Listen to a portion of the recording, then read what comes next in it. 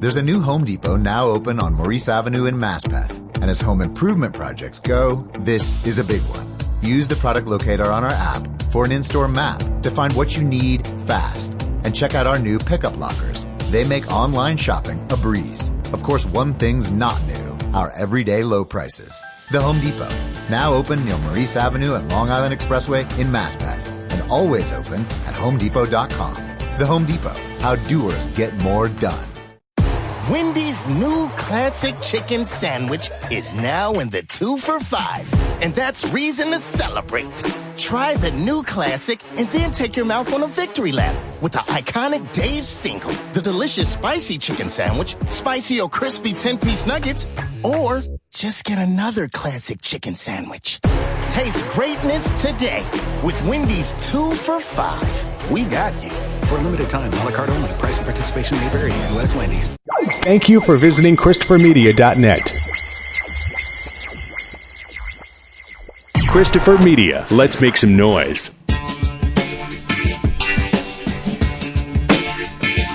From Asthma Studios near Detroit, Michigan. It's unregimented. Gangsters, what's up, guys? And now, here are your hosts. Welcome to Unregimented. What number is this? It's in the hundreds. 160? No, we're in the 160s, aren't we? We're not. Where are we in the 160s? I can't keep track. No, not yet. We crossed 160 last week. Between so this and the Weedsman, I know, right? in 3 digits. There's no way I can keep track. 161. Yeah. Hopefully we can make it to 200 before everything blows up. Right. Before Trump decides that there's too much anti-American talk on podcasts and he shuts the whole thing down. Yeah. Or the protesters just get us all killed. I don't know. I'm a big fan of the philosophy of, when you push people, they push back 10 times as hard. Mm-hmm. And we got a lot of that going on both sides of the aisle. Well, we were just saying before we hit record that things are still really disoriented in this country, and I'm curious because you're out on the West Coast right now, and how does it probably hasn't settled down at all where you're at. It probably seems accelerated. Like I don't know. You tell me. Well, I spent my time in very red parts of Washington and Idaho this week. Oh, okay. So I just immediately shit on your question, but right. I mean, so you're actually dealing with the rebels in the area. But tonight I'm in Portland. But the protests have stopped. I mean, right. As far as I know, that's the white kids got bored and went home. But I just think we're not acclimating because we're not moving on. Like we're still in. Mm-hmm, mm-hmm. I did see a meme the other day that pretty much said we're in the third stage of what was it, grief? Like we're in the bargaining stage with the recounts. Yes, we are. Well, it is interesting because I agree with you that we're not moving on, and it doesn't seem like either side is moving on. While people who voted for Hillary and are now proposing a recount in any hopes of actually having her as president aren't moving on. But Trump is doing something I've never seen a president do this before, go on a victory lap. Yeah. At this time I did read an article earlier tonight from the AP too talking about there seems to be 2 Trumps since the election. There's the regular old crazy Trump that was on the campaign trail, and apparently when you meet with him one-on-one, he's not an asshole. That's just what I've read. It seems to me that the Trump that we don't get presented to the media but we still hear about really reflects that one that we saw briefly on election night when he made that speech where he sounded totally sane and calm. And I don't think he lied once. He's probably still in shock. He's like, oh shit, I won. I have to go make a speech. Well, no, at that point, I think, I would have said, well, he doesn't know how to handle this. He wasn't necessarily prepared for that. But now it seems like there really is 2 different Trumps. The one the presidential one that talks to the important people behind closed doors, and the one who's still and probably will continue to be campaigning. Did you hear any of the footage from his speech in Ohio? No, I read about it. I read there were people chanting. There were still people chanting, "Lock her up." Yeah, and all that shit, and build I that caught highlights wall. of it on NPR, and he starts off just sounding very gracious and earnest, and speaking from his heart, and saying things that I actually believed that were true in the way that he felt. But he can't resist. Yeah, I read he was talking of, eventually it devolved into, we won so big and all that shit. He kept saying landslide. Where does this landslide come from? This was not a landslide in any definition. All the people who voted illegally, according to him on Twitter. Oh, right. Both sides want their cake and eat it too, right? They both want to say that. He is his own source. That is amazing to me. Yeah, but both of them keep going back and forth between... what's great about this country is we have this process, and once the people decide, then that's it. That we move forward with that person as president, and we all do our best to support them, to the whole thing's rigged in one way or another, whether it's Russia or alt-right hackers or illegal immigrants or whoever. So, hackers on machines that weren't hooked to the internet? But I'm sure we'll get to that. Well, you're pointing out one group of machines that weren't hooked up to the internet. It's true. Well, yes, but it's one of the three, and if one is disqualified, that's it. Game over, right? Oh. She needs all three. But all right. I'm not going to have this argument again. Even Hillary's lawyers, you notice Hillary is not involved in this. That story I sent you guys, even Hillary's lawyers are like, hey, we're going to participate. No fucking shit. There's no really, they're like, but there's not really a good shot. But sure, we'll sure, why not? We'll participate. That's pretty much what the lawyer said. Yeah, no, it's a long shot, and so much of a long shot. There's no reason for. Well, we went over those last week. There's no reason for Hillary to get involved. She has nothing to gain from poking her head up and speaking out about this issue. Well, he hasn't said anything about locking up Hillary since, and has even said that he has no inclination to bring up any charges against her. His people... His casual racism tour, 2016. His people hear what they want to hear. They're still shouting, lock her up. And they still expect him to do this. Yeah, even after he's already said he's not going to lock her up. He said it'll be a waste of time and money. Moving on. Right. And again, this is the two sides of Trump. And when you have these two sides where you can say one thing to one side and another thing to another, then his supporters can just choose to believe that they can cherry pick what they want out of it. It's pretty much how most people treat the Bible. You have different religions arguing over the same text and getting completely different messages from it. As I say, or in 2016, facts. Yeah, science. I like to call them. Yeah, that's up for debate too. Yeah, but you know what I mean. So if Trump says, "I have no inclination to prosecute her at this time," right? Most people look at that and go, "Oh, he's obviously backing off of what was a ridiculous claim in the first place, and something that he only said in order to get supporters from the far right." And the people on the right say, "Oh, listen to that language, though, at this time." Well, he's not inclined, but, his hand could be forced if, the right facts came up. I think he's still going to do it, and they can still hold on to hope. I personally think the former is true, but, again, it's the moves that he's making now, even before he's president, are unprecedented.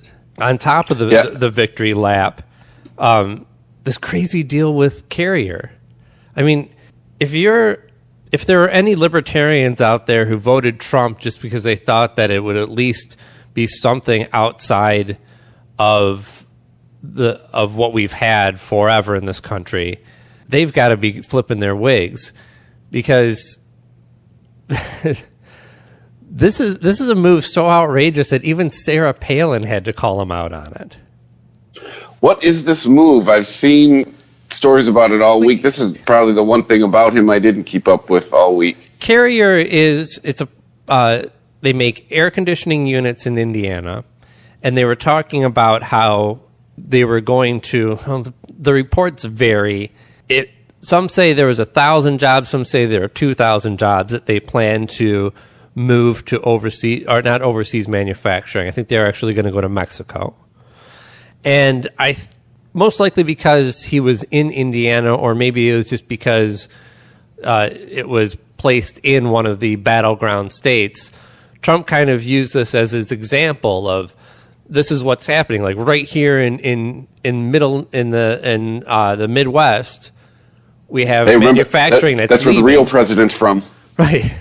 But we have manufacturing that's leaving, and I intend to do something to keep it here. And now, before he's even president, he starts talking about what he plans to do with Carrier, because it sounds like Carrier is anxious to make this move, and may even do so before he actually steps into the presidency. So there's no record of it. All we know is that he contacted the company. I'm not even sure if we know who he talked to. I imagine the CEO or whatever they have. Oh, hey, I think I'd like to speak to Mr. Carrier, please. Right. And works out a deal where Carrier gets something, and they keep their jobs here in the U.S. What the fuck is going on here? I mean, I was outraged, actually, even though it probably did the economy a lot of good, and an economy that, now that Obama's leaving in what looks to be like really good shape, if that deal with the big three in automotive in this state didn't happen, it probably would have been worse. But on principle, I was against it. This is just, the fact that, just the concept that the president has the time to try and work out deals with, trying to save 1,000 jobs here and there is absurd. Presidents talk all the time about how, we're going to create so many jobs, and I'm going to create X amount of jobs in this country. Well, you support manufacturing or industry in general. You keep a good workforce. Jobs grow by themselves. The president can't really do anything to directly control it, but Trump seems to think that he can directly do this, that he can actually interfere. I think Rich is on. Rich, are you there? Oh, there he is. Yeah. Trump is going to directly interfere with this company at a minute level like this that gives I think it was Sanders. What did he say? That it was a blueprint? Or he said that Carrier just showed other corporations how to beat Donald Trump. That all you have to do now is say, boy, look at that cheap manufacturing over in Taiwan. That looks pretty sweet. Well, guess it's time to move. And then Donald Trump's going to come rushing over with some kind of subsidy, some backroom deal, some whatever the fuck is going on. So the fucking government bribing corporations to keep their manufacturing in the U.S. It's Did you guys insane. cover how much it's going to cost basically per employee that stays? No, we were just getting into it. But Rich, thanks for joining us. I don't think, Chris, we didn't do our introductions, did we? No, but hey, I'm Chris. I'm Aaron. Yeah. And I'm Rich. There you go. Yeah. So what were you saying, Rich? How much it's going to cost per employee? What? How much is it going to cost Carrier to keep these employees in the U.S.? How much is it going to cost the government, the taxpayers, basically? Well, because I haven't seen any actual from the last news report that I read on it. There was still no concrete information about what was offered to Carrier. So this was going on. It was on numbers that were being thrown around. I cannot remember. Basically, it was best case scenario was going to be if 1,000 jobs were kept here in the States. Yeah. And everything went through as they were talking about. It was going to be roughly about $200,000 per employee. Right. And it's like, well, if that's the case, just give them a buyout. Well, $200,000, you can go to a vocational school and get retrained. Well, Chris, is this just a one-time 200 expenditure? Is that's this the thing. per Who year? the fuck knows? Like, when does this stop? It's not this one single deal and this relatively small amount of money in the short term. It's what kind of precedent this is set for all the other companies in this nation. So he can march into the Midwest in 4 years and go, "Hey, I told you I was going to keep some jobs here, and I did." Right. But at what cost? Right. I don't know how they figure out literally these numbers. What cost to taxpayers? But I imagine that you could take you could look at their general business and go, well, what would make it worth their while? What kind of money and incentives would Carrier need to offset the savings that they're going to get on cheap labor in Mexico? Free Wi-Fi. So, yeah, I can imagine where they got that $200 million per. Or, I mean, $200 million. Did I say 200,000? 200,000 per, yeah. Right. It's $200 million per. Donald Trump be helping them move. He's like, hey, no, if there was $200 million per, I found you a nice they warehouse. don't have cabinet positions. Because while he hasn't given any positions to anyone in, say, like tech industry. There's, a lot of billionaires in the tech industry. But he did give a lot of positions, offered them to them, a lot of Midwestern millionaires and billionaires. Yeah, it seems like having a 7-figure bank account gets you a cabinet position in the Trump administration. Yeah. What's that? How's the Who song go? Meet the new boss, same as the old boss. Exactly. So the Carrier deal, though. Bernie Sanders said that Carrier just showed corporations how to beat Donald Trump. Sarah Palin said the deal is crony capitalism, and this is her quote: "When government steps in arbitrarily with individual subsidies favoring one business over others, it sets inconsistent, unfair, illogical precedent." What is going on in this world? Sarah Palin, that is the most coherent thing I've ever seen that's come out of her mouth. And I am 100 agree. You made Sarah Palin make sense, Donald Trump. And what have you done? And you made me agree with Sarah Palin. What the fuck is going on here? I can never forgive you for that, Donald. We're on the same side now? This is horrible to say, but I'm like kind of wondering who wrote that quote for her. Well, hey, come on. Politicians have speechwriters. I think that's what I'm saying. Who Sarah wrote that Palin's quote for? job. Sarah Palin's downfall was that she didn't read the speeches that were written for her, or just never had them written. She thought that she was clever enough to speak off the cuff, and not by a long shot. Oh, come on. She was good at delivering the "Oh, Biden" lines. The "Oh, Biden" lines?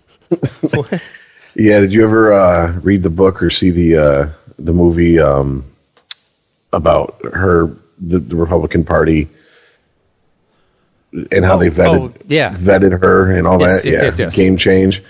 And she kept saying, "Oh, Biden" during the practice debates. That's right. You're like, it's not. It's Biden. It's Biden. Not You're "Oh, talking Biden." about who was it? Was it Julianne Moore? Yeah. That was the HBO film.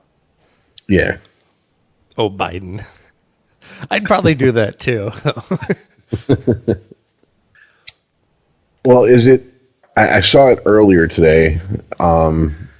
I don't know if it's official though, but it was speculation that General Mathis is his nomination for Secretary of Defense. Well, that ain't no speculation. That's a done. The beat? That's a done deal. Yeah, he announced it at Cincinnati, didn't he? At his first victory party. And then one of the things he talked about, it kind of pissed off his advisors, according to the AP. See, you're not supposed to say that here. Yeah, they better get used to that. This is the guy who told Trump that torture doesn't work, right? Mad Dog Mathis? Yeah. I'm not sure. That's what I read. I confess I had no idea who he was before he was appointed, but in the stories that I read, made him seem quite reasonable, actually. I know he's a 4-star Marine general. Mm-hmm. The book Generation Kill about the recon Marines that were at the tip of the spear of the invasion of Iraq in 2003, he commanded that group. And is that the one they made the HBO show on? Yeah. And the book and the miniseries. Of course, that's from the enlisted guy's point of view, so there's not exactly a lot of love for command and their decisions because there was a lot of clusterfuck decisions, but I don't know if you could lay that squarely at his feet versus the information that we were dealing with while invading that country. I mean, they had those guys out there in biochem suits because they thought there was going to be chemical warfare. And you'd be hard pressed to lay that clusterfuck at the feet of any general involved in that war. Yeah, exactly. You can only do so much with the information you're given. The fucks clustered higher. The fucks clustered higher up the chain than just generals.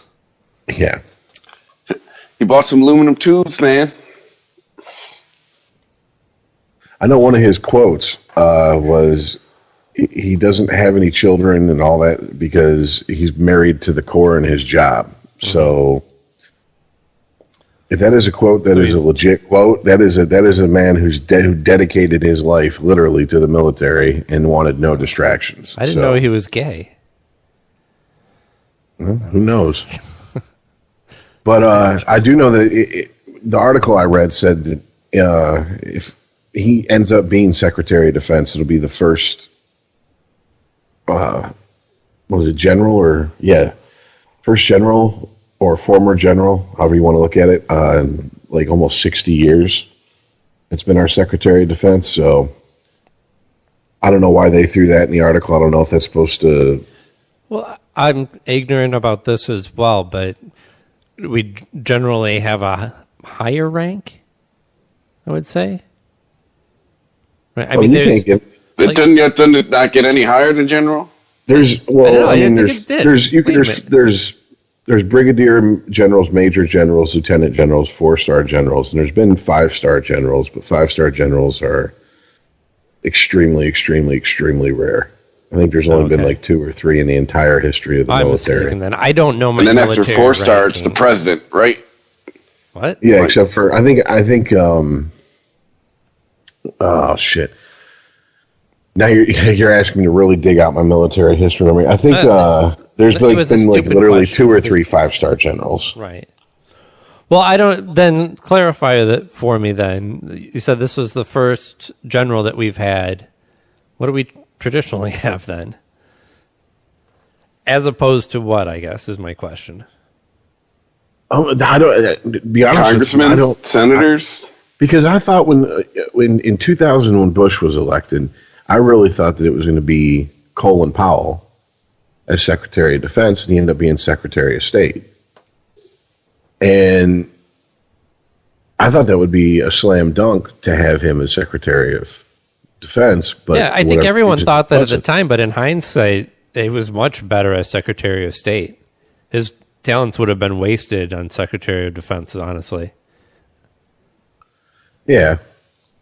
So yeah, I'm not, like I said, I'm not sure why they threw that in the article. It was literally almost like an AP article that I read that Let's see here. The rumor was coming down that he was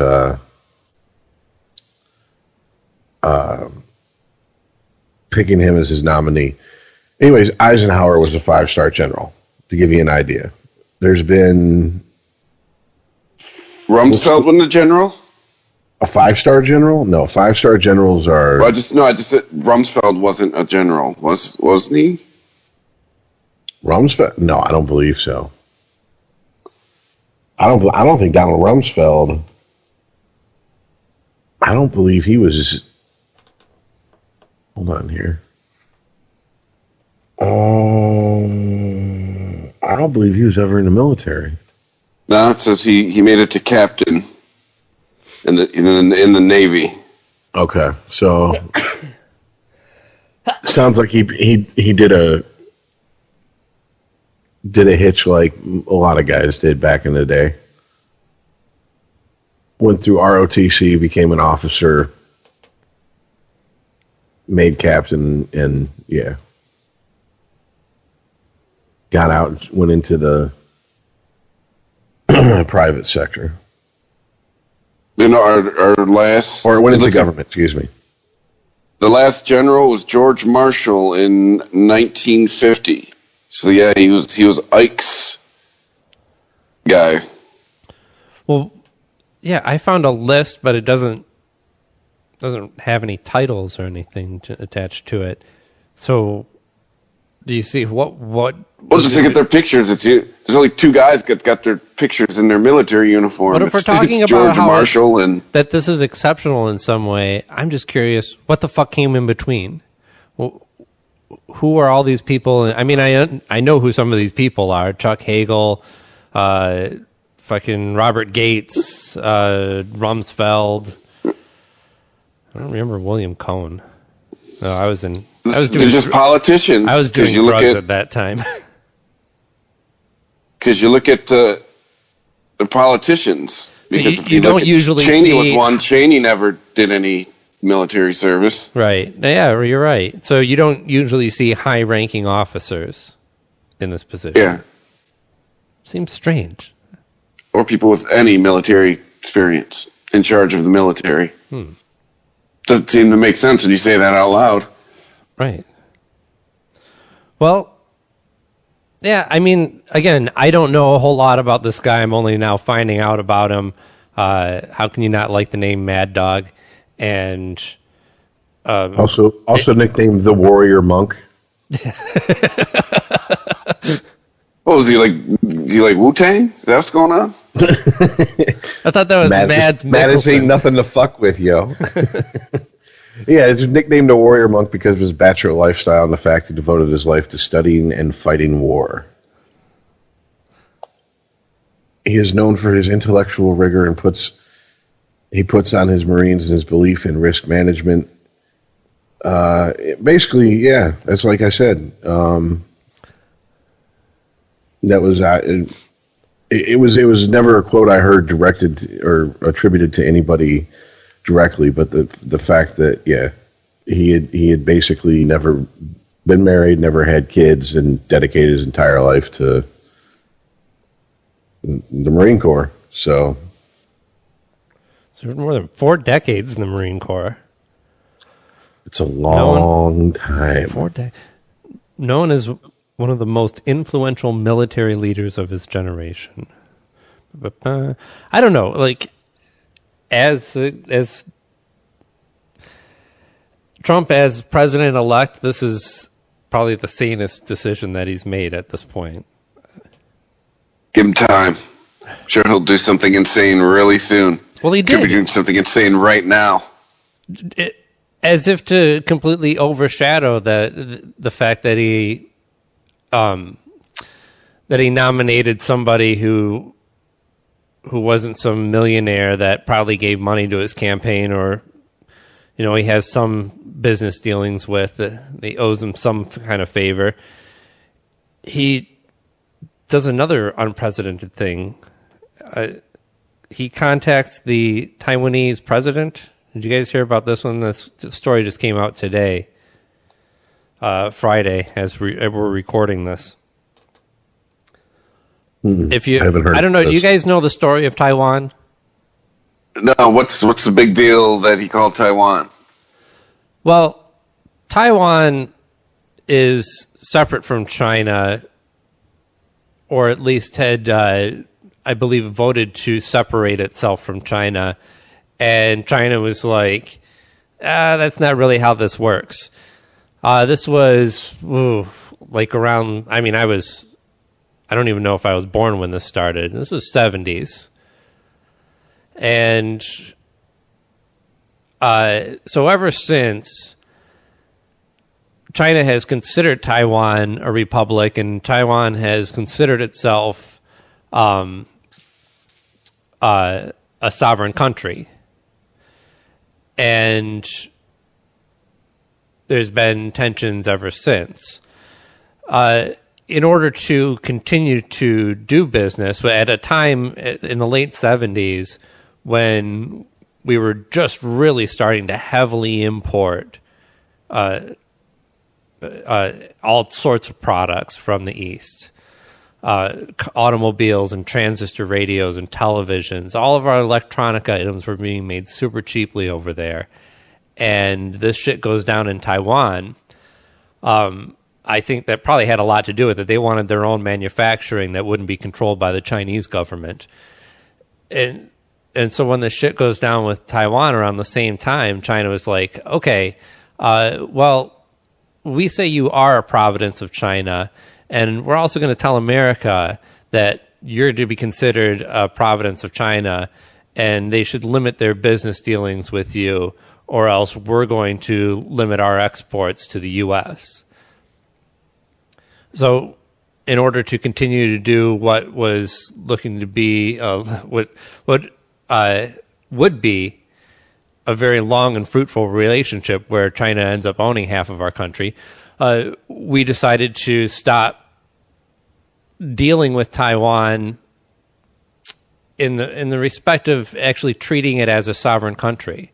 No president, since this accord was reached with China, no president has spoken to any Taiwanese president.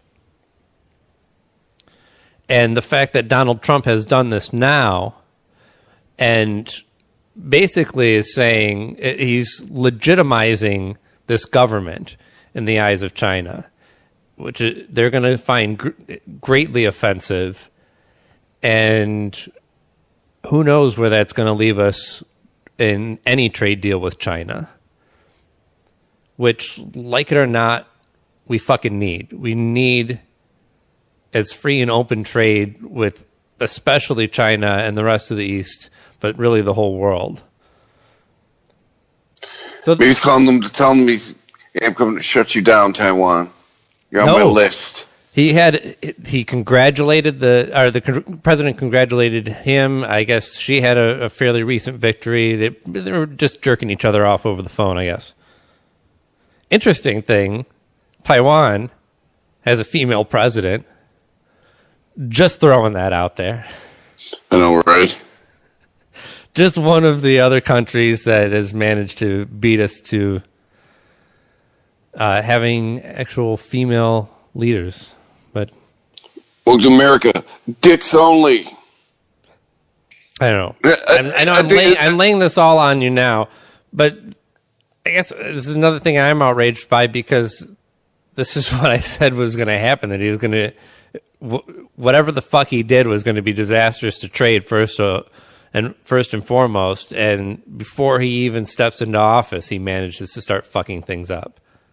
Well, Chris brought up a point a couple of weeks ago on the podcast when we were talking about Trump, and Trump seems like, for whatever reason, he's more comfortable trying to rub elbows or cozy up with Russia rather than China. And he almost, and then Chris brought up, well, people on the right have been saying the opposite about Obama for the last 8 years. Right. And now it seems like he's almost, I'm not going to say waving his dick in their face, but daring them. I mean, I get, I don't know how to take him as far as foreign policy, because if his foreign policy is half as crude as his domestic, we're going to be, we're in for 4 years of, oh shit, let's just hope we don't piss off the wrong people too much. And then how many ever years of begging forgiveness to fucking basically get us out of the hot seat in the doghouse with whatever he did to put us there. Mm-hmm. Well, China's foreign minister has weighed in on the subject. It's from the AP like 15 minutes ago. It says he hopes Beijing's relations with the U.S. won't be interfered with or damaged after President-elect Donald Trump broke with the decades-long diplomatic tradition and spoke directly with the Taiwan's leader. Yeah. You know what that means to me? That's basically saying negotiations for whatever happens next between our countries is going to be very rough for America, and unless they really kowtow, or is that like is that a Native American term, kowtow? Unless they really, I've never heard it referred to as one.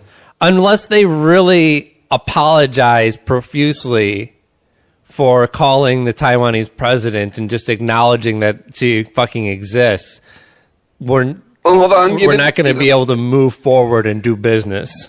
Let the gentleman finish. Yes. He says that he believes the call between Taiwan's president and Trump was just a small trick by Taiwan. He said he thought it would not change the long-standing U.S. policy toward China. Wang says the so-called One China policy is the cornerstone of U.S.-China relations, and that Beijing hoped the foundation would not be interfered with or damaged. But I'm still wondering what his end game is here. Like, Trump has been dissing China and buddying up with first Russia, now Pakistan.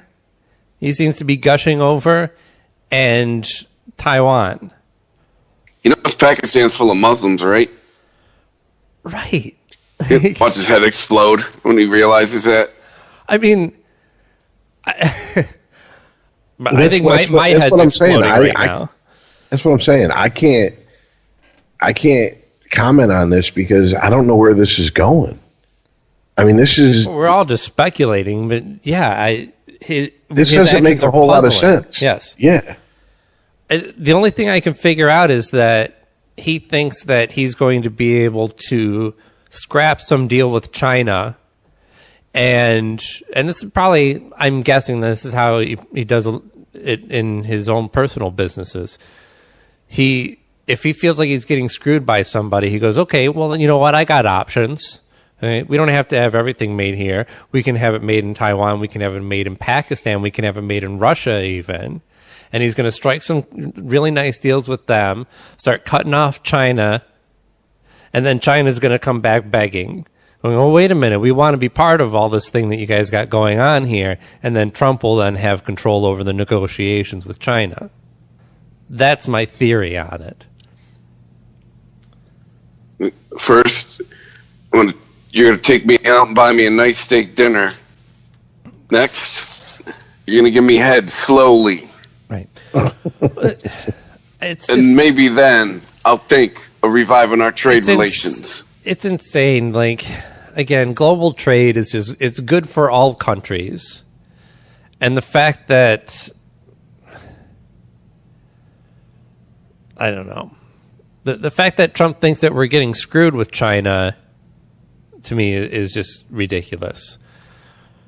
That he thinks that the TPP, that basically, I mean, he looks at it like we're giving away money because we're not going to be imposing all these tariffs on all these imports. Well, it's kind of right in that respect. What does China really buy from us? I mean, honestly. We have exports. That we produce. Besides, like, pop guitars culture. and cars, man. Yeah, cars. Apparently, GM's huge in China. Yeah. I guess it's not so shocking, but I mean, I can't think of like any group of products that is just like, oh wow, the Chinese just can't get enough of it outside of like Hollywood movies and our pop culture and entertainment. You know, we export our money, our property, and debt. That's what I'm saying. That's what the fuck we export as a country. They're just here's a deal for you, China. You give us all your shit, we'll give you all our money. And when we can't afford that, we'll give you some of our property to hold on to. Yeah, we're going to give you land, which no one's making any more of. I don't know. I mean, not only is nobody making any more of, but we're actually losing. We're losing dry land in this world. Not quickly, but it is happening. It's definitely not a growing commodity in the world. And I've just seen a lot of nonsense, I guess, in the last week, in the media. And I'm just going, okay, as far as, Trump wants to throw people in jail for a year who burn flags, and he's going on a victory tour of the states he won. And, you can go ahead and do the recount because I won the popular vote if you take away all the illegal votes anyways. And then now they want to block the recount. He has no proof of. And it's just like... And then I still hear the same things I've heard since the night of the election, which is people who really oppose him, screaming the sky is falling, and that everybody that's not a straight white Christian male is going to be thrown into concentration camps. And I'm just going, there's really nothing to talk about until something of substance happens. Because right now, all he's doing is the same shit he did on the fucking campaign trail. He's saying a bunch of shit that's just, there's no way it's going to fucking happen. The wall, we've already, has pretty much everybody understood, do you think, that ain't going to happen, period? That there's not going to be a 20-foot wall built along the U.S.-Mexican border, no matter what. He might patch up the fence a little bit. Mm-hmm. Well, that's about it. Like anybody is... is going to go check anyway. All they got to do is build a 20-foot section on a sound studio or on a stage somewhere, and they'll just digitally reproduce it and make it look like it extends for miles, and then have a picture of him in front of it with a thumbs up. Exactly. No, I meant I was going to listen to the wall, not build a wall. I think the last person I want listening to the lyrics, "Mother, do you think I should drop the bomb?" or they'll drop the bomb is Donald Trump. I mean, seriously, come on. That's a scary thought. Him on acid trying to take in the meaning behind that album. I'm just like, oh boy. We're going to be living in Mad Max world in about time he gets halfway through side 2. He trips out on acid, listens to the whole album, and shaves his head and those crazy eyebrows. Yeah, exactly. And he comes out and he's literally, he looks like a queer. Get him up against the wall. It's like, oh shit. Right. He gets the exact opposite message from it. By the way, Mad Max World sounds like the worst amusement park ever. Right.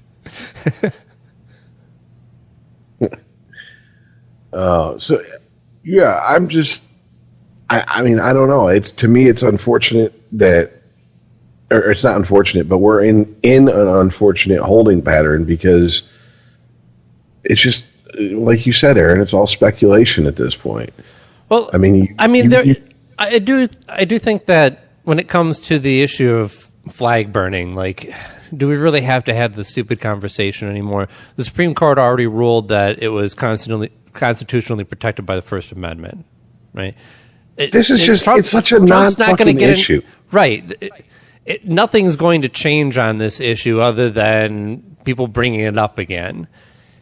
And so, that his stupid tweet about people should have their citizenship removed or spend time in jail, it's never going to happen. There's no precedent for it. Under what circumstances has this country ever removed anyone's legal status that was born here?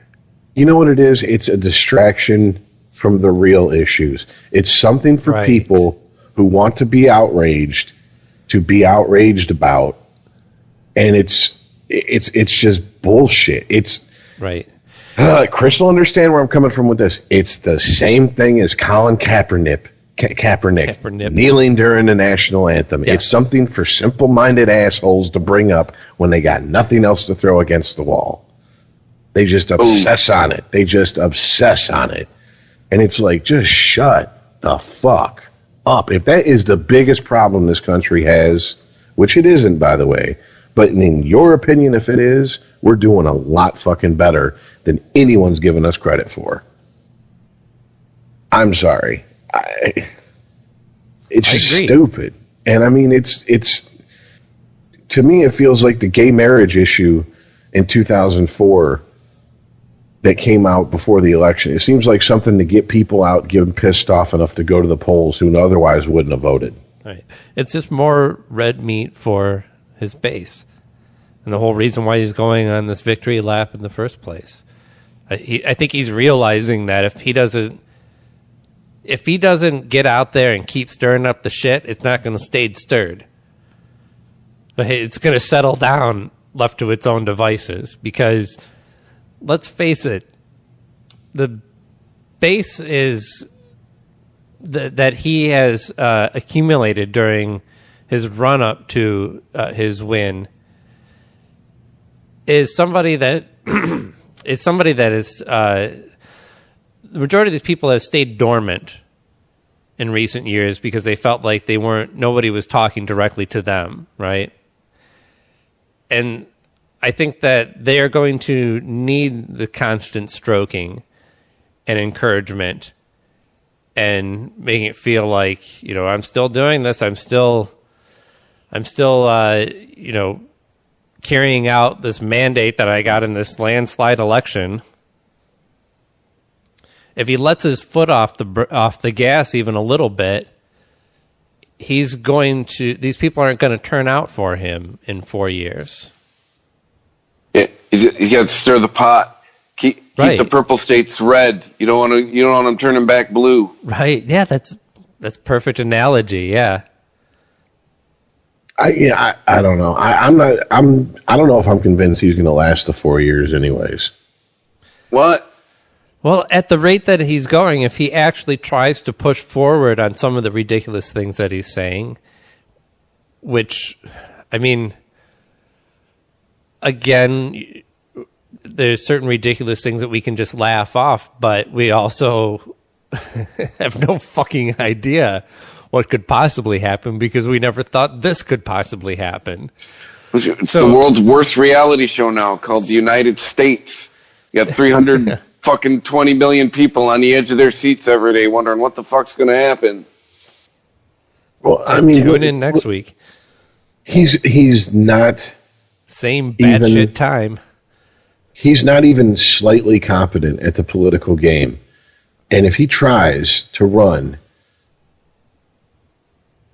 and wait, who?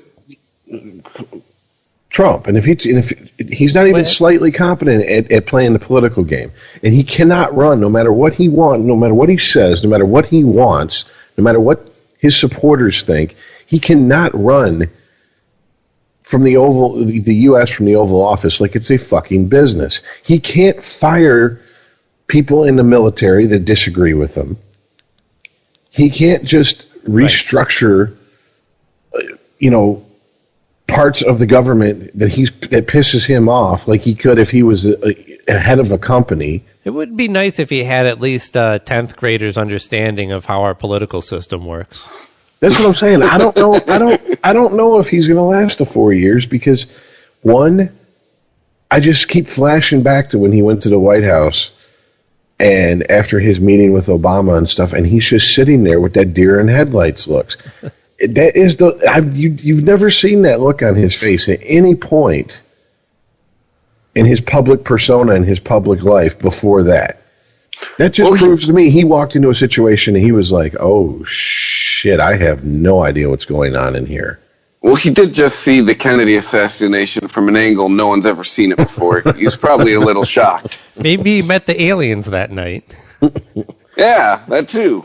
I mean, something that the media has really glossed over is the fact that Obama actually spent more time with him than was allotted from his own schedule to try to ease him into, hey, look, here's the deal. This is what being president entails, and you have to get this through your head. You can't just walk in here and go, you're fired, you're fired, you're fired, and put in whoever you want. It doesn't work that way. This isn't a TV show. This isn't one of your companies. That is not how our system works.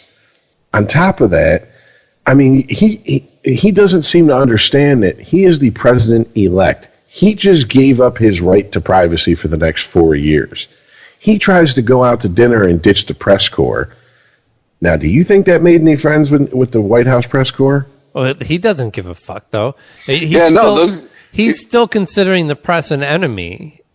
These fine. Are the people that just torched him for 2 years. He don't give a shit about them. That's fine. The problem is that once he actually is president, he can't disappear for 2 hours to go eat steak dinner. Well, he can't do that. He has to be accounted for 24/7 because his life is no longer his. It is the American people's life. That's who he owes his life to. You're talking about him ditching the Secret Service. Yes. Yeah. I'm talking about him trying to ditch everybody because I want to have some private time. The only time you're going to have private time is if you want to go jack off in the bathroom there, fucking hairpiece. I don't know what the fuck to tell you. If you wanted the job, you got it. Enjoy your morning dumps every morning, Donald, because that's the only private time you get. Exactly. You're like Kevin Spacey in the beginning of American Beauty. You better jerk off in the shower because that's the highlight of your fucking day. Well, this base that he's energized, it seems like I feel like they can accomplish anything at this point. And I think we mentioned last week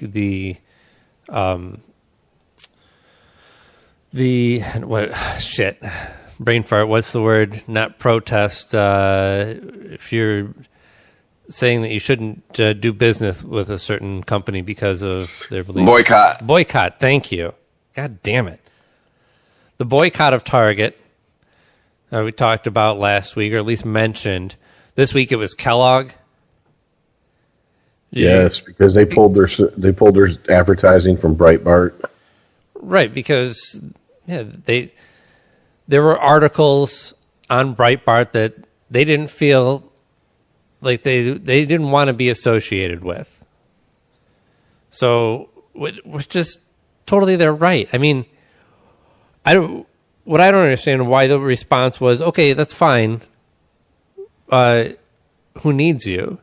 But instead, everyone's got to protest and boycott Kellogg products.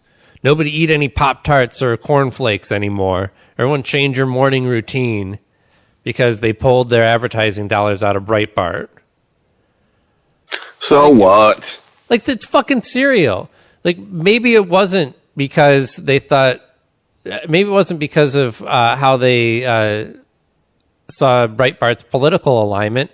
Maybe it was just because it was political in general. And and like most companies, they just want to be neutral. Yeah, I'm sorry. You could argue that. Does it say ever in the history of our country that if you own a company, you are entitled to have the right to have advertisers, no matter what you say? Because I don't remember that ever being taught in any school I went to.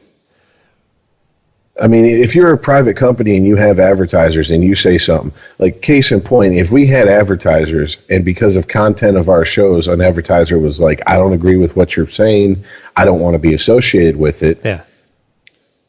Like you said, the only thing we can do is go, have a nice one, take it easy. We already had the NFL shop do that with Sporgy. Exactly. And the guy told me, he said he didn't want to get an email from Roger Goodell going, what the hell are we associated with here? Right. And what do you really accomplish? I mean, maybe you get a few, relatively speaking, and looking at the greater population. You get a few people who are hardcore supporters and are like, yeah, fuck that.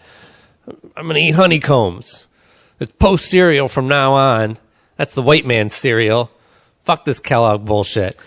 It's the best cereal. But you'll probably have 10 times as many liberals on each coast stocking up on Kellogg's products just to say, fuck you.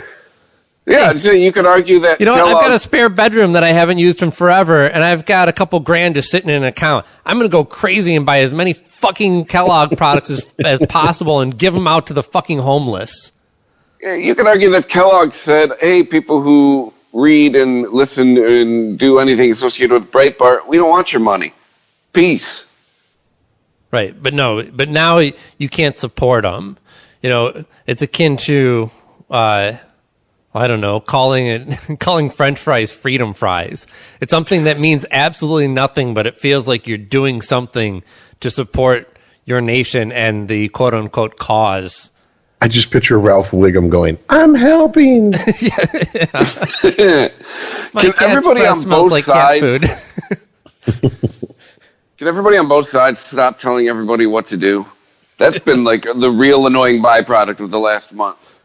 Yeah, because in the middle, just when you thought we couldn't get any more pious and self-righteous, we have gone to 11. I mean, for the people in the middle, they're not going to change their breakfast routine. I mean, maybe they'll buy the off-brand. Say, well, I can still have cornflakes. I'll just buy the one that comes in the bag instead, and they'll eat that and go, this fucking sucks. I want my old cornflakes back.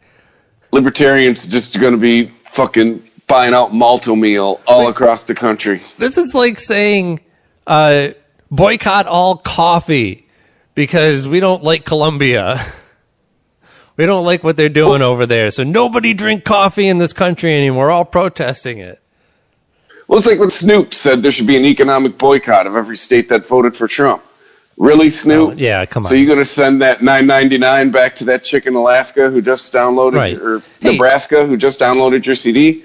No. Shut up. If you don't want to tour if you don't want to play shows in states that voted for Trump, that's your right. And, bless you. You're welcome to it. But I don't think it's going to change its tour schedule that much overall. And your business manager and accountant may also disagree with that decision and go, right. No, Snoop, you smoke a lot of weed. You got to play that show. Right, but I don't know. I guess what it makes me think of is we're all insane. No, it makes me think of, okay, so recently, I watch all these superhero shows on the CW, and they have this big crossover. And in the dramatic part of one of the final episodes, there's these aliens that are invading, and they're escaping from the ship. Or no, it's not a ship. It's actually a government bunker. And they're escaping from, and they know and can hear that one of the aliens that has invaded the Earth is being tortured in the other room. And most of the characters are like, good, fuck them. They invaded us. And one of them, but this was somebody that they were initially trying to reach out to. It was the only alien that had tried to communicate with the humans. And so one of them says, no, fuck that. This guy, we tried to reach out to him. We kind of got him in this situation. We're going to do our best to save him. He said, I can't remember the exact quote, but it was basically, we have to show them that we're better than them. Right? Oh, none of that is going to happen.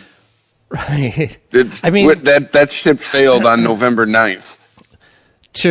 And I guess why I bring that up and what it makes me think about is that, yes, there's a lot of things going on that are making a lot of people angry, and their response is to fire back with the same anger, which feels good but gets nobody anywhere. And really, the only thing that you can really do to fight anything is by choosing your actions, not your words, but your actions. If you don't like racism in this country, then you personally go out of your way to not be racist and to accept people and to not prejudge them. You don't get anywhere by lobbing insults at the people that you find racist. Nobody reads a tweet and goes, wow, that really changed my mind. I'm to the point, too, with a lot of these people. The smartest thing I ever heard Jesus Christ say was the shit about turning the other cheek. Yeah. And I mean, honestly, if they want to lob shit our way, just fucking smile and take it because you know that they're wrong. Yep. It doesn't mean that you're rolling over and you're letting these people make all the rules for the country that you live in.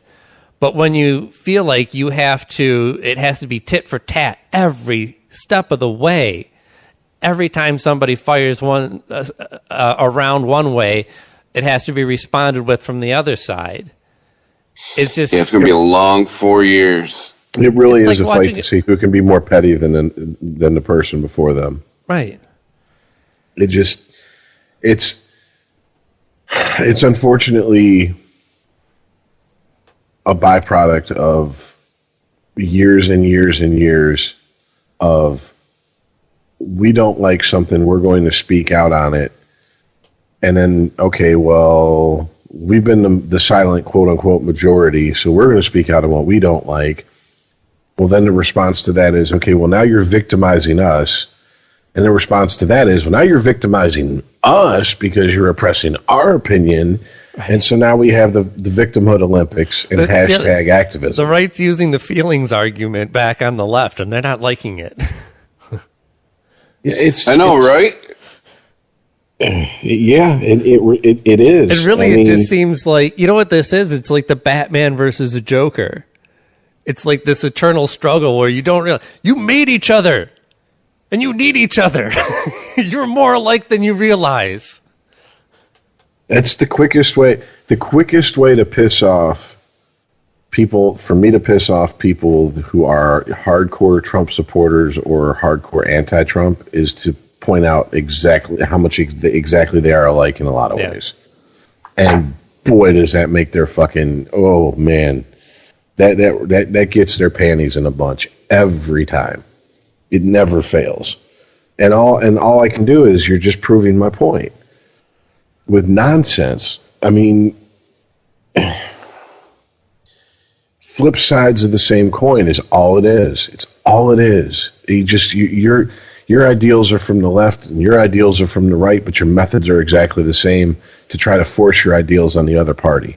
And meanwhile, the real silent majority is the people in the middle who are going, oh my God, would you both shut up and can we please start moving this country forward in some way? Yeah, I've found in the last month, I have typed this phrase when I've got into it with people on Facebook more than the last month than ever, is just because you don't like something doesn't necessarily mean it's wrong. Like, we have just completely, that is out the window since November 9th. I don't understand it. What the fuck is going on? And I feel like that's probably a similar phrase was used in the birth of this nation. You know, like, just because you don't believe in a certain God or any God or are have any certain affiliation shouldn't mean that other people get to decide what's right or wrong for you.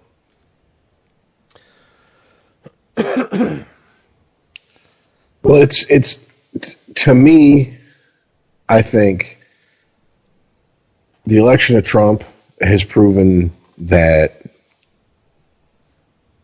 your theory, and I mean, it's, you know, that Aaron, that you've said multiple times on this podcast, that we tend to seesaw back and forth every 8 years, give or take. Right. Yeah. Is accurate, but it's also, and I don't know exactly when it started. Maybe it was in response to the whole Clinton presidency, because the hatred for Clinton was, I mean, it was visceral from the right. And then Bush was elected, and, we know how that went. Well, I think... And then Obama they doubled down, and now Trump. I mean, it's like... Being fact-free on this and not being able to, look at actual alliances throughout the presidency, I do believe that it's always tended to shift back and forth. It's just that it's increasing in frequency, right? And man, when we went back to white guy, boy, did we go back to white guy. Good God. What was... Right. Corolla say it's like 3 white guys stuffed into 1 white guy? Right. It not only is going back and forth at a higher rate, but it is swinging further to the left and right. So is Tyler Perry going to be the president after Trump? Like, are we just going to keep going back more and more extremes? I don't think that's well. Tyler Perry isn't extreme enough. If Kanye gets his shit together. President. Oh, I don't think Bernie or Kanye are extreme enough. I think we have to go like... Bernie might not be alive. Well, yeah. What's RuPaul doing? RuPaul? No, Caitlyn Jenner, 2020. I'm thinking Chuck Caitlin's D. a Trump supporter. No, I'm thinking Chuck D 2020. Oh, shit. KRS-One 2020. Like, it's just... Because I just don't see, like, if it's instead of an equal and opposite reaction, it's let's overreact to the other side, then, I mean, so-called progressive isn't even going to cover it. I mean, we're going to have to find a transracial, transgendered immigrant who's a Muslim, binary, non-binary, gender, like all this shit, just in response to Trump and President Maddow. Right. We don't know how much longer. When the next time we're going to get a liberal candidate in the office, so we have to make as much history as possible this time around. And I mean, it's. I mean, we're joking, obviously. I mean, who knows at this point? I mean, if 4 years ago we'd have been, if we were going, oh, President Trump, we'd have been laughing our asses off. And we were doing that a year and a half ago. But I'm just saying, 4 years ago, after his little, I want to see the birth certificate and all that shit when the seeds were planted and it. What was it? The correspondence dinner where Obama got up there and roasted him on the idea of being president. Bill Burr pointed this out. Yeah. He's like, that's where he set it off. Yeah. He's like, that's what started this shit. He goes, and he won. He won. Bill Burr goes, so anytime you can't really talk shit. He's because Trump is the ultimate petty motherfucker because. You're going to go, oh, well, yeah, I changed my Netflix password. Now my ex can't use Netflix for free. And he's going to go, oh, really? Yeah, the president said I couldn't do his job, so I took it from him 4 years later. Yeah, he said you can no longer talk shit to Donald Trump anymore. And it's kind of true. I mean, it's just ridiculous. I saw a great meme the other day where Trump is looking confused at something on his laptop in an office somewhere. And Kellyanne Conway is like leaned over pointing at it. And it had the little dialogue captions for each one. And she's saying, no, see, it's a joke letter saying that it's a joke letter from Biden to Obama saying that he's going to refuse to give you, meaning Trump, the password for the Wi-Fi at the White House. She's explaining the Biden memes to him, right? And he's going, but I have to. He goes, but he has to. I won, and she's like, no, but it's a. And before she could even finish, he's like, I won, like screaming.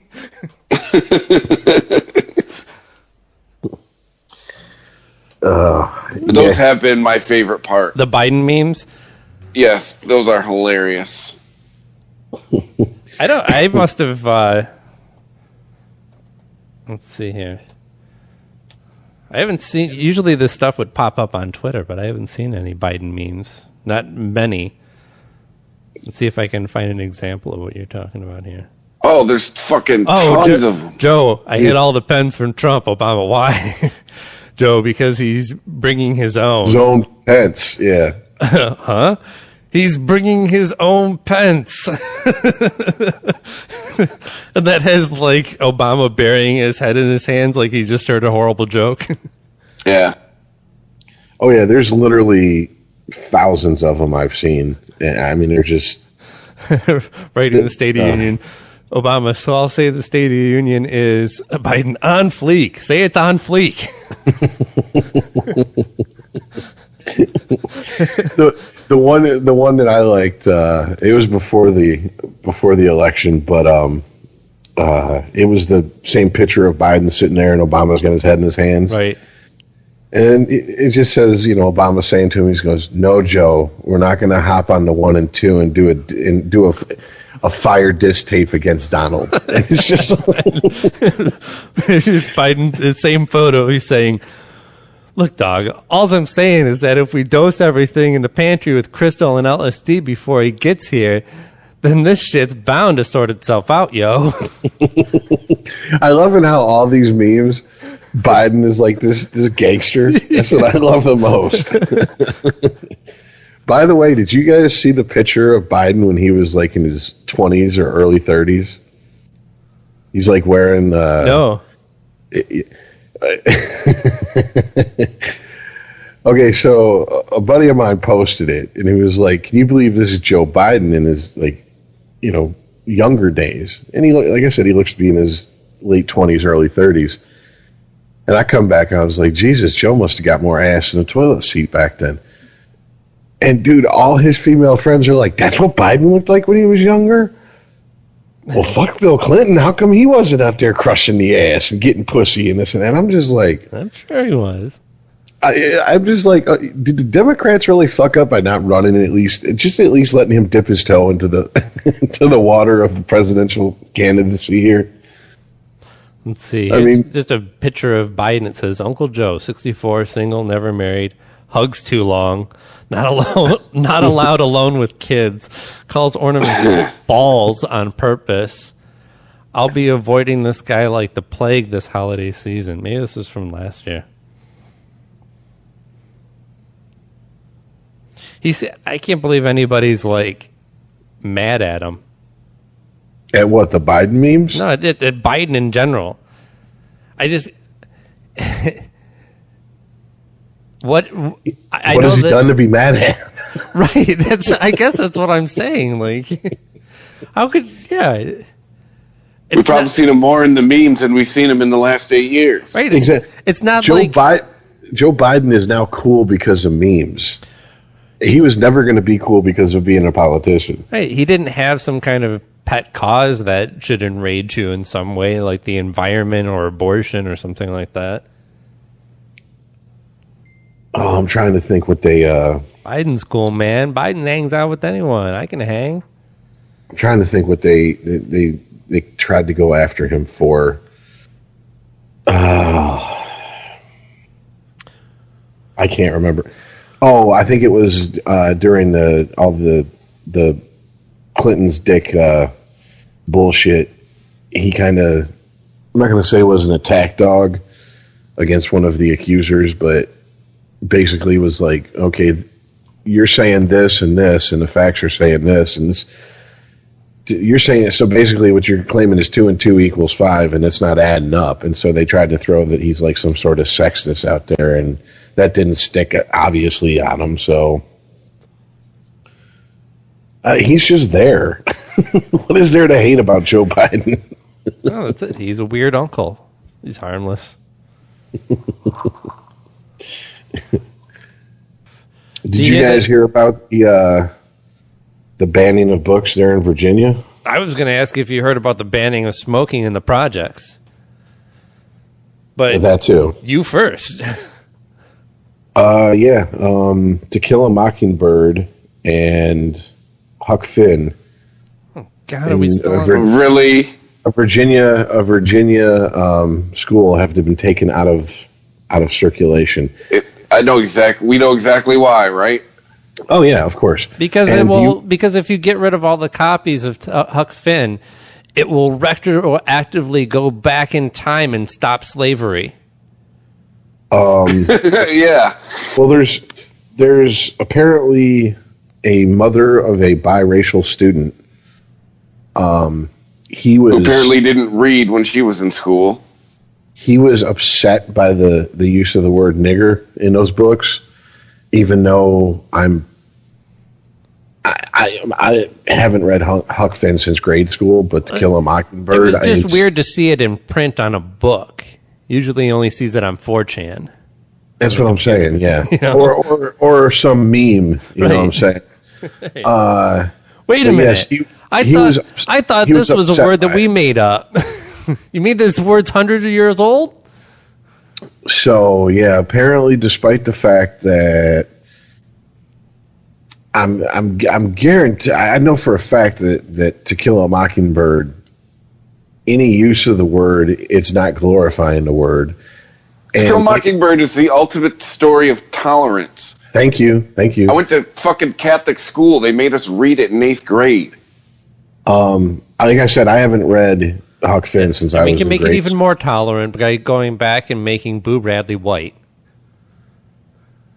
But yeah, so that is now that is where we're at. Now we have we're back to that. We're back to the right wants to take your citizenship and fine you and throw you in prison for a year for burning the flag. And the left wants to ban books because words hurt their feelings. Liberals, sticks and stones may break your bones, but words hurt forever. I've had a thought over the last couple weeks, more and more, and it's something that you said in our Facebook chat a few months ago. I don't know if I'm built to live in the world that's coming, especially the last month. Nobody is. You're not supposed to be. That's why you get old and die and leave it to people who have to actually deal with it going forward. I mean, change is change. We're all being left behind. It's your mess. You clean it up. Yeah. Well, but no, to me, it's outrageous how we're hearing from liberals about banning books. Like it used to be conservatives that were like, I mean, they didn't have any problem with your Huck Finns and whatnot, but it was usually sexually explicit content or something like that. No, they were bitching about Catcher in the Rye, holding the Caulfield with the hookers and shit. Right, beating himself off while he spritz himself with water, or no, that was the couple across the way that he was watching. I remember. Was he spritzing himself with water, or was the couple that he was watching spritzing himself with water? Somebody was doing it. It's been a long time since I read it. Yeah, I remember quite. Flowers for Algernon. Of all fucking books. The party scene where he slipped LSD and. Oh boy, this was 89 when I was in school and we had to read it. And some parent got wind of that, and oh boy, all hell broke loose. And you've really experienced this in your own school, huh? Mm-hmm. I believe we had a similar kind of kerfuffle, but I don't remember over what. And what school was I at that point? I know the school district basically said, we don't really give a fuck about your opinion. If you don't want your kid to read the book, that's fine. They can take an F. Have a good day. Yeah, we're not going to make a special exception. We're not going to give them another book to read. This is the assignment. If they don't want to do the assignment, they can take an F on this book report, and they better have good grades enough to make it up if they want to keep a high GPA. That person would be removed from the administration immediately. Yeah, that person would have never said that these days. Yeah, right. Yeah, that's hate speech. I can't believe they got away with that kind of hate speech back in the day. Force my child to read this book that hurts his feelings. Guys, when did the Clarence Thomas? Why does George Carlin have to be dead right now? When did the because it would have killed him. When did the Clarence Thomas Anita Hill thing happen? What, 91 was when they had the confirmation hearings, and Seems like it. Was I had a teacher. 90, or was it 92? No, it was 91. It was before Clinton. Oh wow! Because he was Bush's nomination. Right. I was in high school, and I had a teacher. It was either social studies or I don't know. It might have been my government teacher. Anyways, she rolled in a TV, and we watched the hearings. Pubic hair on the coke, long dong silver, and all, and no trigger warnings were given. No one. You had the typical fucking idiots that sit at the back of the class that they're going to be serving you fries for the rest of their fucking life. Long dong silver. Hey man, I was in sixth grade. Long dong silver got a good month. Yeah, it's a good month run on the playground in sixth grade with that. Sixth grade. I'm talking about. I was in ninth. Yeah. So, I mean, at that point, okay, you get a chuckle out of it and you move on. But that's what I'm getting at. There was, I can't imagine that happening. We have to protect our children nowadays. We have to protect our children from this. There would have to be a safe space for the kids to go to afterwards. When I was in grade school, I remember my teacher wheeling in a television for us to watch footage of the Challenger exploding. Mm-hmm. Yeah, and this wasn't even like, we were watching the footage because it was a space shuttle launch. It was, holy shit, the Challenger exploded. Here, this is history. Watch it. Yeah. This is what the fuck is going on in the world. And that's another thing that, I mean, to expose kids to that would be unthinkable. You know what another ridiculous thing I heard this week? Tony Blair's wife. Remember Tony Blair? Yeah. I got a coalition of the willing, son. His wife came out. Is that what he calls sex night at his house? A coalition of the willing? Yeah. His wife came out and said that we should no longer be using mom and dad. We should just be calling them parents. Hey, parental unit, can I go out? Which one are you addressing? What? So I guess, Aaron, we can no longer call Rory a cat. Does she have to be our pet? No. First of all, you fucking cisgendered white male shitlords. The fact that you think that she's your pet implies ownership. Never mind the fact that we give her a place to live and feed her. How dare you? How dare you think you own another living thing? How dare you think that you could dictate what people call their loved ones? Like, I know that this goes outside of America, but this problem her point was gay parents, but I'm like, what's wrong with mom and dad? Like, what's still wrong with you got to, like, Modern Family show I watch. She calls both those guys her dad. What's wrong with that? How about this? Oh, you have two dads? One's dad, one's pa or pops. Well, I don't. One's not Papa. One's mother, one's mom, one's father, one's dad. These things work themselves out. Why are politicians even? If they want to tell us what they do in their same-sex relationship, that's fine. Don't tell us how to fucking do in our lives. And this kind of shit, this censorship of the books and trying to dictate how we address one another, it makes me think directly back to, conservatives when I was in McCarthyism. No, not McCarthyism, but who was it? Putting labels on offensive albums and the PMRC. Parents Music Resource Center. That was Tipper Gore. Tipper Gore, thank you. Yeah. We've become satire. We've become our satire. Everything is flipped. What was the other example? The PMRC in this day and age would be nothing but a bunch of fucking Democrats. Oh, that was what it was. It was all about, it was Two Live Crew and the Piss Christ. That would be a great great album name, wouldn't it?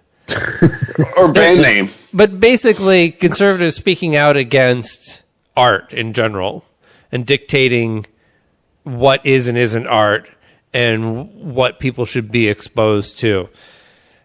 It's the same. I mean, I know that they're not dictating the same ideals on the other side, but their language and tactics are identical. At the end of the day, they're still trying to tell me what the fuck to do. That's what I've been saying, man. What the fuck? That's how come. And these people think of themselves as progressive on the left. They're not progressive. They're regressive. Call them what they are.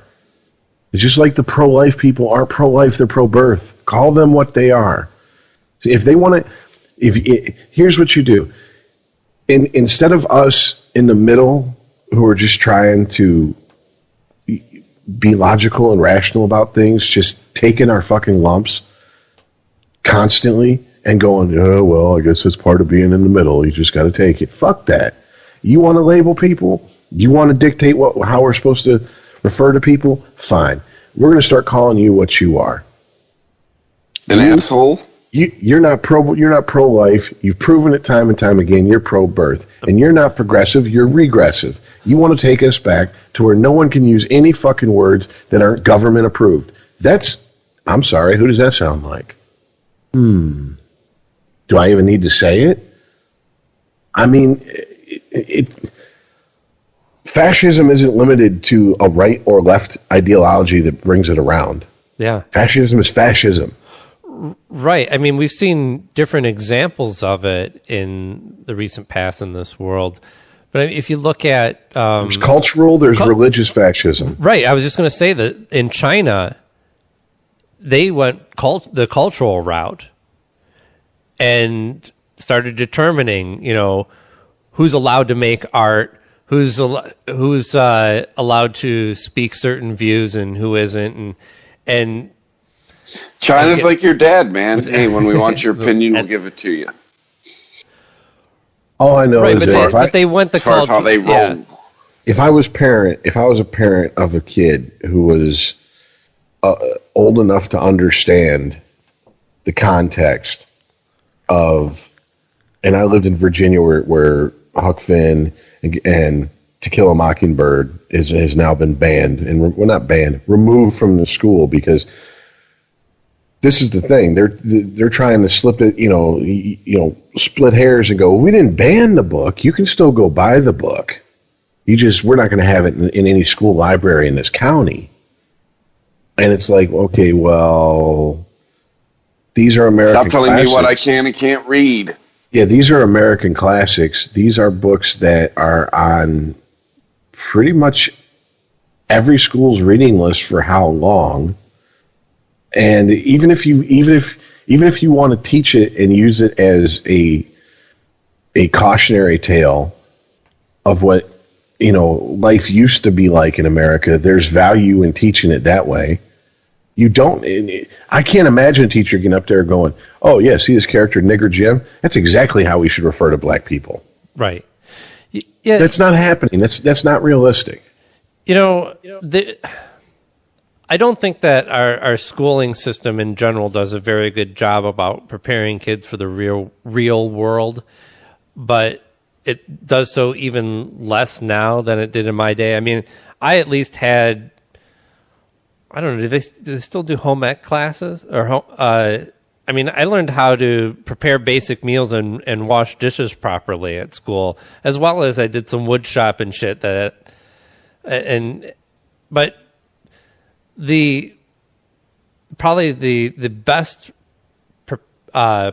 preparedness for the real world was in the literature that I was offered. The reading of, Catcher in the Rye was certainly one of them, and one that really stuck with me. And there's All Quiet on the Western Front. What was the Jack London novel about the wolf? Call the Wild. Call the Wild. I'm trying to think of what some others were. Or even stuff outside the curriculum. When the best response that I ever got in school, I remember, was in the book report that I did for A Clockwork Orange, which was a book that I was absolutely mad about, read several times in high school. And, I just feel like if my son read that book and did a book report on it, he'd be punished in some way, or I'd have to go in and we'd have to have a conference. Your son did a report on pornography. Your son is he read a book and wrote a report, and we're worried that he's going to start exhibiting antisocial behaviors, and we need to make sure that he's in counseling, and we need to talk to him about this. Right. If you're not familiar, I'm sorry, I shouldn't have bought him the giant porcelain penis. if you're not familiar with the material in the book, let's just say that Kubrick's movie is rather tame in comparison.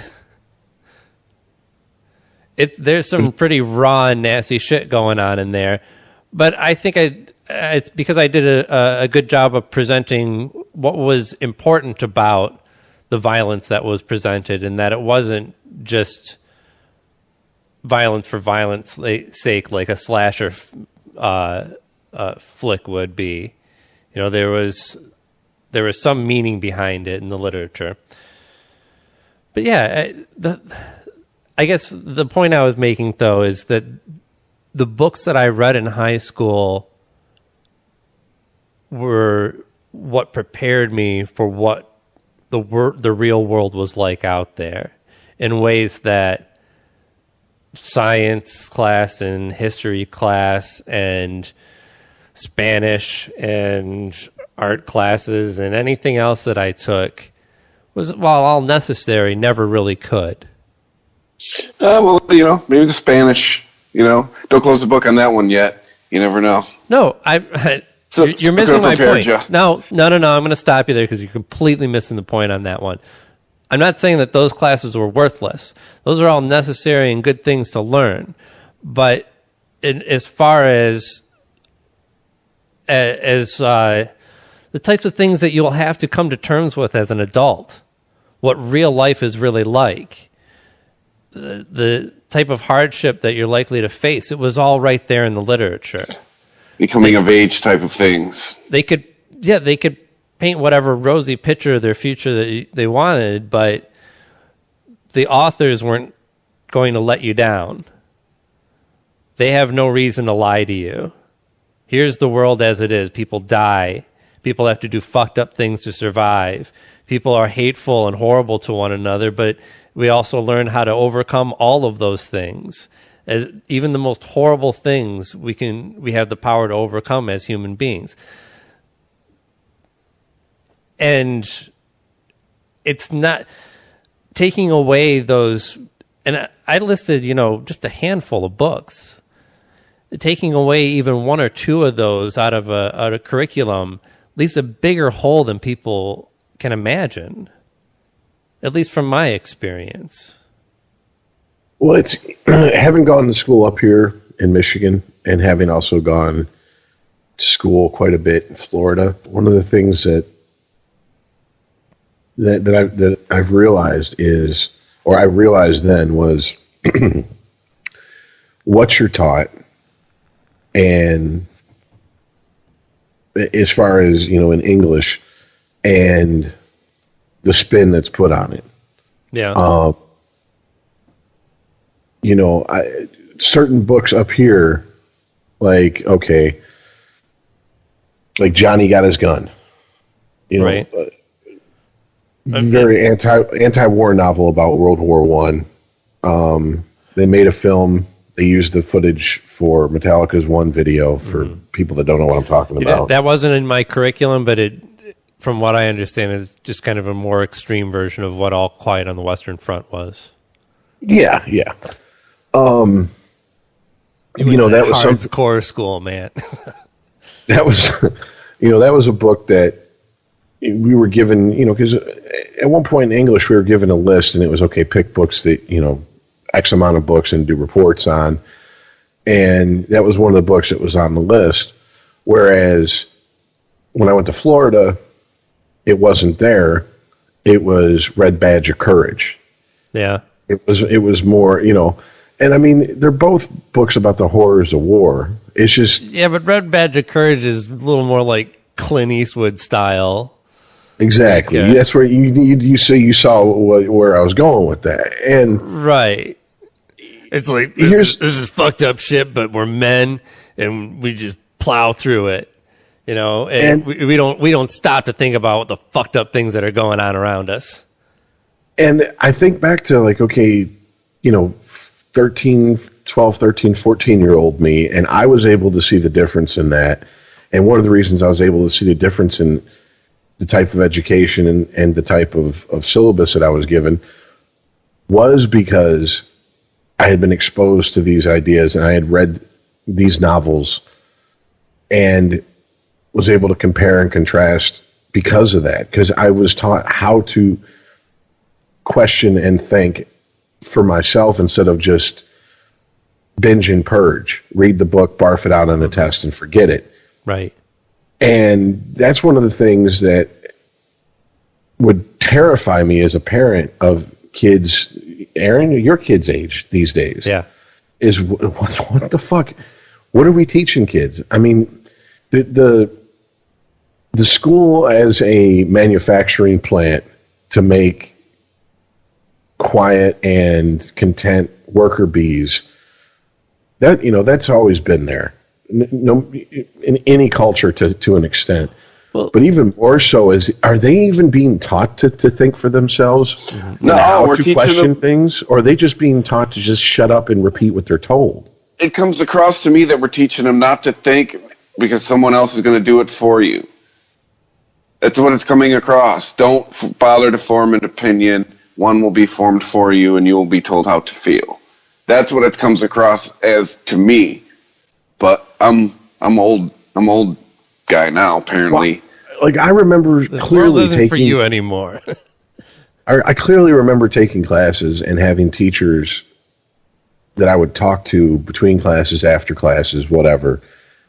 And they were, the fact that I was so excited, like psychology, sociology, English class, whatever class it was, that I would talk to them about stuff outside of the prescribed time that we were given. They were excited that I was that excited about the subject. And I actually years later contacted one of my old teachers, Mr. Young, and asked him and talked to him. And this was as an adult, two adults to each other. And he goes, Richard, the students I have these days, I used to bitch about half the class not giving a fuck when you were in school. I can't get any of the class to give a fuck anymore. I can't engage them if I don't put it on the board and they don't write it down in their notes. Mm-hmm. I can't get them to have an original thought. If I go, okay, now what do you think about this? They'll form no original thought except for what they think they have to regurgitate for the test. And I mean, that's even how is that education? That's not education. That's indoctrination. Right. Well, I mean, I think that's part of the education system in general that I think is one of the biggest faults that we have in this country in our education system. Even when I experienced it in real time as a student, I understood that a lot of this is like, why? I mean, I understand that there's knowledge to be gained here, but if you don't engage somebody on that in ways where they can apply it to the world around them, then yeah, all you're doing is spitting out facts. So this person was elected this year and this accord was signed in this year. Who gives a fuck? When is any of this information going to be necessary? I guess I felt like there's, not that history is unimportant, but it seemed to me that while we got both history and social studies, in my time it was weighed that there was a bigger portion of it that was history, when it should have been the other way around, more so on. Well, the problem is studies. They teach history wrong, and boy, do me and Rich know someone who'd probably disagree with us. Yeah. But they teach history wrong. They teach you what? They teach you the dates and shit. They don't teach you what. They don't teach you what was in that accord. They don't teach you why that accord was important. Right. They just teach you when that accord was signed. Who gives a fuck when it was signed? Yeah. You should teach what it did. Yes. You should teach the contents of it. How did it affect the people that had to live and... Yeah. No. Yeah. Why was it important? Not when was it signed? Yeah. But from my own experience, again, like my kids, I'm really confident because I've talked to them about the type of shit. I've seen their homework. I check it for them on the weekends, and I'm really actually extremely pleased with the type of education that they're getting. But my own interests go beyond my own kids as well, as it should for anyone. And just because my kids are getting a good education doesn't mean that most kids are in this country. And, you know, regardless of what my life looks like in the next, you know, hopefully 40 plus years of it. Robot body. Yeah. It's going to be good to have a good economy going. And even if I'm not working, that there are people who are working and keeping the economy going. It'll be our new robo economy. Right. So, yeah, I guess I don't know what my point was there, other than, you know, education involves every last one of us, even those of us who don't have kids. You're going to be affected by whatever we're teaching our kids now. And a lot of it is garbage, and a lot of it is filtered, and a lot of it is censored. Well, you have shit rolls downhill, people. You have to. I mean, to me, one of the quotes that I first heard about banning books in schools when I was a kid was from Stephen King, that has always stuck with me, and he said, when they tell you that they're taking this book out of school because they don't approve of the content of it, mm-hmm. That's not the book that you should read. That's the book you need to read. So at that point, run to your nearest bookstore, run to your nearest library, buy it, check it out, and read it. Yeah, I remember that quote now that you say it. And that's always stuck with me. And that's one of the things, I mean, but then again, you're talking, you know, me, one of my brief dipping my toe into the Christian world, I actually, in a Sunday school class, made a case why every Christian should read the Satanic Bible, because how can you argue against something you have no idea what it's saying? And you can imagine how welcome that was in that class. So, you know, it's like, I've always had that type of curious mind, and I understand that not necessarily everybody does to the extent that I do, but to me it's just human nature. If someone tells you can't do something, I mean, that first book in the Jewish book of big, you know, fairy tales, you can have every tree but that one. Okay, well, I didn't want it till you told me I couldn't have it. That's human nature. That's basically a parable about if you try to tell someone they can't do something, that's what they're going to obsess about doing until they finally do it. Yeah, which is actually goes back to something that we were talking about earlier in the show, and these protests against companies like Target and Kellogg. I never shop at Target. I swear to God, I want to go shop at Target just to piss off the people who are like, right, exactly. You have trannies using the bathroom. Well, good. Maybe I'll get laid. You know? Yeah, well, if it's post-op, game on. I'll be like Quagmire. Whoa, tranny. Wait a minute. Post-op or pre-op? Pre-op. Whoa, tranny. We're running to the end of our time that we have. We do have actually a hard out for tonight. You brought up something right before I brought up the books. What did you bring up? Well, yeah, I wanted to ask you if you wanted to get to that before we wrap it up for tonight. I had mentioned the smoking ban. Yeah, okay. So I don't, Chris, Did you read any stories about this? I mean, I can't imagine this is like getting buried under all the outrage over Trump. I can't imagine most people even paid attention to this. I just heard it was public housing. Yes, because it is federally subsidized. Then they want a complete. They feel like they have the right to make a complete ban on smoking in public housing. I mean, apparently out here it's game on for that. Anything out here, there's a few properties I've looked at that have said that they are non-smoking because they were in complexes because you share a wall with somebody else, and these are privately owned. Right. I was like, I thought you were looking to buy. Like, what the fuck is that shit? No, this was in a condo complex I had looked in. The place I made the first offer on. And yeah, they were non-smoking buildings. You could not sit in your own place and smoke because you share walls and ventilation systems with somebody else. The thing that struck me most about this ban was not only was it indoors, but it was outdoors within 25 feet of the property line. Right. You can't even go smoke in the fucking courtyard or some shit. Meaning you can't even go into your own car with the windows rolled up in the parking lot and smoke. Because you're on the property. Oregon, it's within 10 feet of a door, and in Washington, it's 25 feet. Or it might be reverse, but still, that's how it is out here as well. And vaping included. Water vapor included. I'll say that again.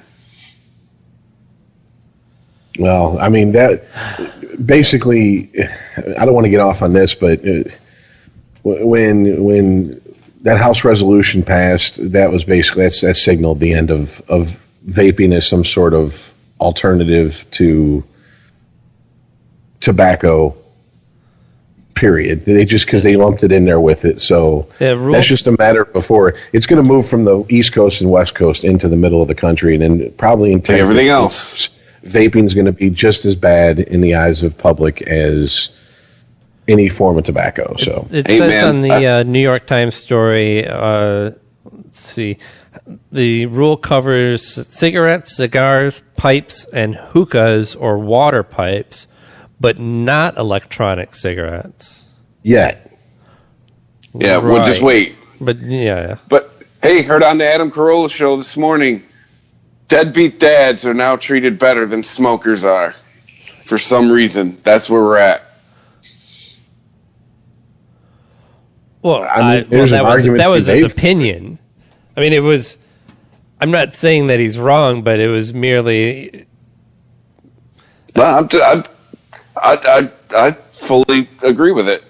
Quite honestly, it's you could even argue this ties in nicely to what we were talking about. Pretty much most of the show this is more of the crazy PC shit coming in to just, especially with the vaping. That's where it's like, that's what I don't get. If you have a character who in a movie who is a deadbeat dad, then you can make him redeemable, right? You can make him into a lovable loser. You can, but if your character smokes, he's the bad guy. Oh yeah, he's the evil guy. That is one of the easiest and most lazy tropes to without before the character opens his mouth. If he's lighting a cigarette, he's either an anti-hero, a bad guy, or some form of badass. So yes, it used to be the cat in the lap that they would stroke. Yeah, exactly, exactly. And before that, twirling the mustache. I used to get really upset about the whole smoking thing, and basically, you just have, to me, in my mind, you have to pick your battles, and this is a battle that's been lost. It's more telling us what to do, though. I understand, but this isn't one that people that smoking, and this is going to come off real fucked up, but bear with me. Smoking has been characterized and painted as such a horrible thing. It's just like having one or two drinks and getting behind the wheel of a car. because about 5 years ago, I started noticing, at least here in Michigan, that they dropped the whole drunk driving thing because they've gotten that across to you. If you drive drunk, you're going to go to jail and your life's going to be ruined for X amount of years, and it's going to cost you X amount of thousands of dollars. Then they started pushing this buzzed driving is drunk driving. And it was kind of muddying the language of the law. Right. What does that even mean, anyways? Like, if I have half a 0.08, beer, I feel the effects of the alcohol. Right. It could say, "Hey, I'm getting a little buzz off of this." So you know what's coming next. Within the next, let's say, 10 years. Ingesting alcohol. Yes, within the next 10 years, if you blow anything more than you just rinsed your mouth out with scope and got behind the wheel of the car to go off to work in the morning. So if you blow more than a 0.01, you are going to be charged with some form of, maybe not drunk driving, but impaired driving. They're going to change the language. There'll be just some sort of language for an offense that means you had alcohol in your system, period. Exactly. Because that's what we're going and the towards. Consequences will be severe. We're going towards zero tolerance. And we were already there with smoking, and it's going to be very interesting to see how this goes, especially with medical marijuana basically being given the thumbs up on state-to-state basis more and more. But, I mean, it's just it's losing battles. You got to pick and choose your battles. You can't fight everybody who is trying to take away your personal rights on every front, because you will spread your army so thin and everything will be turned into these little niche issues that next thing you know, when something big happens, you can't get everybody together to get to oppose it, because you got the the pro vapors over here and the pro smokers over here, and I've had one beer. Why do I need to lose my license for 5 years and pay $30,000 in driver responsibility fees and insurance over here, and et cetera, et cetera.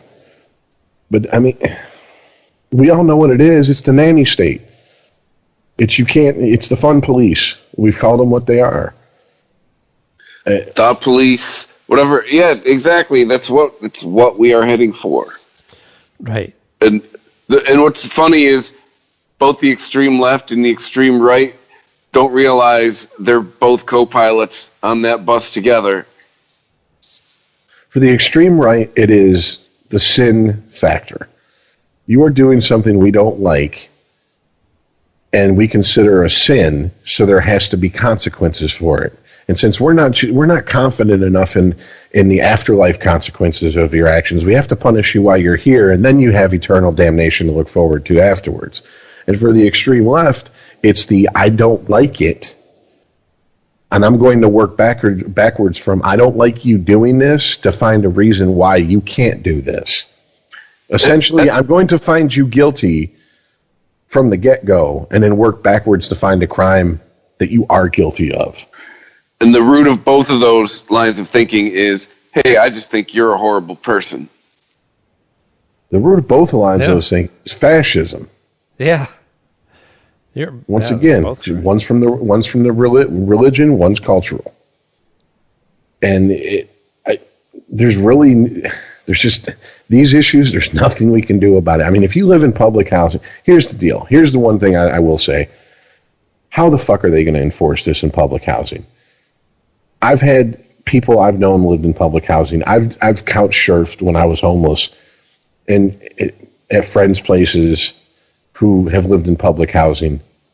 Easily 80% of the rules that are required you follow to live there are ignored. Right. You get does your window open? Do you got an empty paper towel tube and some Bounty? Smoke whatever the fuck you want. I mean, yeah, it's like, okay, there's no drugs allowed anywhere on public housing property. Right. That's true. That's a good point. Okay. Do you even want to take a guess how many people smoked weed, let alone did other things? I mean, come on now. So, I mean, it's one of those things. Is it enforceable? Yes, it is. It's enforceable if you have an asshole neighbor. And considering I I have an asshole neighbor. I now have to mind my P's and Q's about certain things. But if I didn't, it'd be a fucking free-for-all in here. And I've lived in apartment buildings where the neighbors, just like me, believed in, as long as you're not fucking with me, do what you want. Right. Well, part of this ruling was that this doesn't actually involve the police. Right? The police are not expected to go around seeing who's smoking inside the projects. This is left entirely up to the housing authority. And yeah, again, how do you police that if you don't have a police force? Well, do you guys remember when the smoking ban went into effect here in 2010? Yeah. Were you guys still playing in bars? Were you still doing the ban thing at that time? Yeah, I was. Okay, I don't know how it was because you guys are, at least now, more on the east side. But here on the west side, Detroit Vice used to come into bars on the west side, and they would do smoking sweeps to see if anybody was smoking. That was what they said they were doing. But what they were really doing was walking around to anyone who they thought looked maybe a little too young, or maybe had a record, or maybe had some paper on them because they had a warrant, and they were going, "Let me see your ID." And they would do it under the guise of, "We're doing smoking sweeps." This is Detroit Vice now. Mm-hmm. Yeah, they were out tax collecting under the guise of public safety. And basically doing warrant sweeps in bars on Fridays and Saturday nights. Because they wouldn't show up I played plenty of Wednesday night shows for 15 people, and 10 of them worked there. They didn't show up on those nights. Oh. But they damn sure showed up at the Bullfrog when the fucking place was packed to capacity, and would stop a show and start basically pointing people out, quote unquote, randomly, and saying, "Let me see your ID." And you're in a bar, so you can't say, "I don't have any ID." Because at that point, the bar is in trouble. It's a perfect way to catch people. Mm-hmm. And that's what they turned it into. Same shit with cannabis.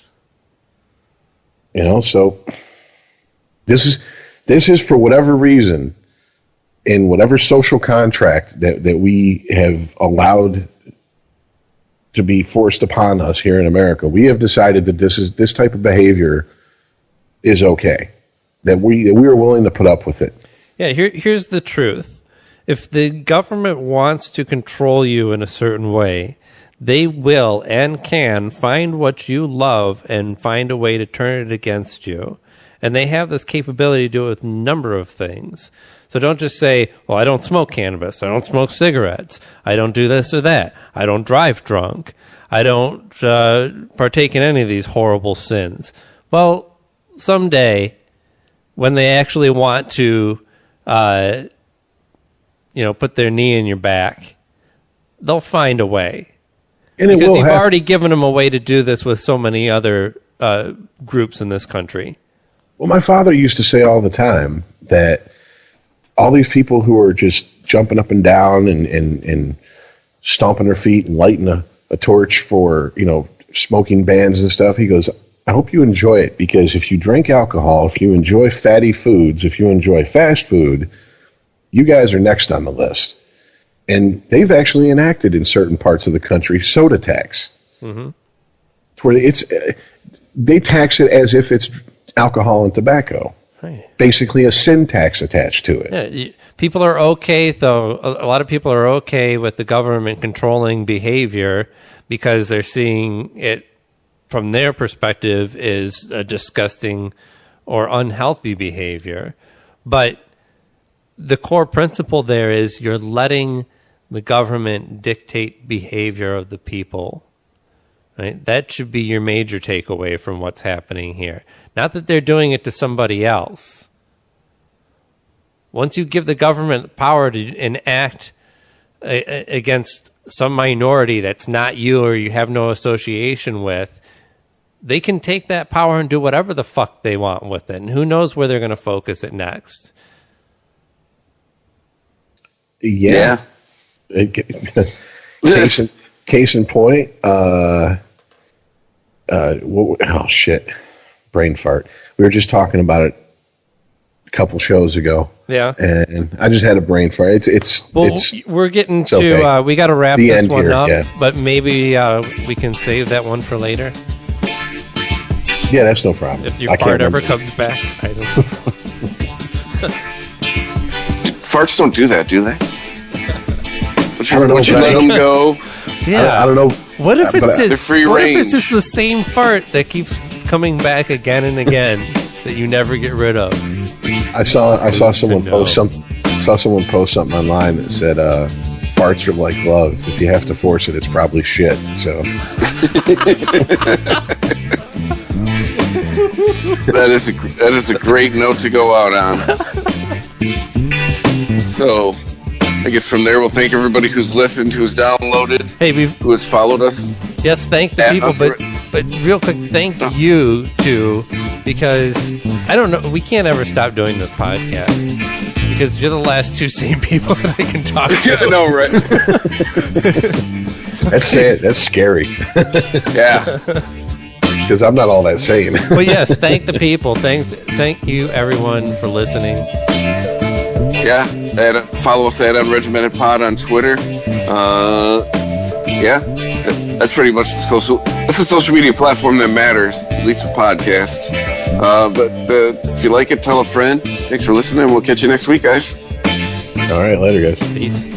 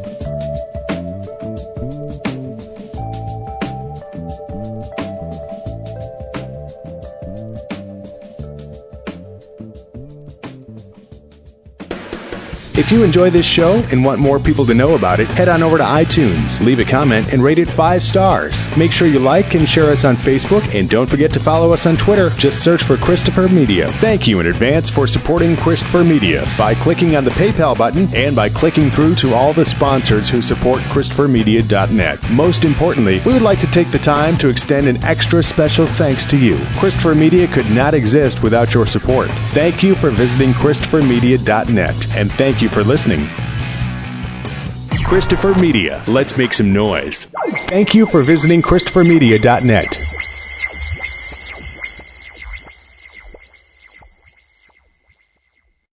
There's a new Home Depot now open on Maurice Avenue in Masspeth. And as home improvement projects go, this is a big one. Use the product locator on our app for an in-store map to find what you need fast. And check out our new pickup lockers. They make online shopping a breeze. Of course, one thing's not new, our everyday low prices. The Home Depot, now open near Maurice Avenue and Long Island Expressway in Masspeth, and always open at HomeDepot.com. The Home Depot, how doers get more done. There's a new Home Depot now open on Maurice Avenue in Masspeth, and as home improvement projects go, this is a big one. Use the product locator on our app for an in-store map to find what you need fast. And check out our new pickup lockers. They make online shopping a breeze. Of course, one thing's not new, our everyday low prices. The Home Depot, now open near Maurice Avenue and Long Island Expressway in Masspeth, and always open at HomeDepot.com. The Home Depot, how doers get more done.